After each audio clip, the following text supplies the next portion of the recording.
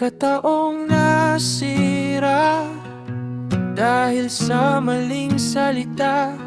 Buhay ay nawasak sa malansang manang dila.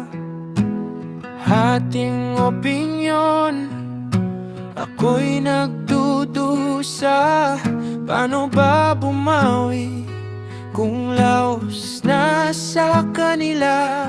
Bawat tingin, parang hatol agad. Bawat galaw, tanikala sa balat. Gusto ko lang huminga ng maluwag, pero sigaw nila ang laging umayakap.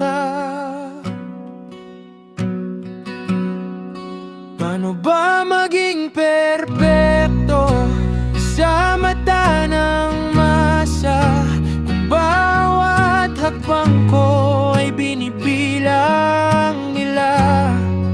Paano kung pagod na ako magpanggap na tama, kung ang totoo sa akin ay mali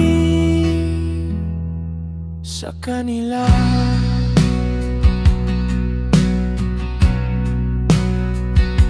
Bulong ng kapitbahay, ginawang batas sa ulo ko.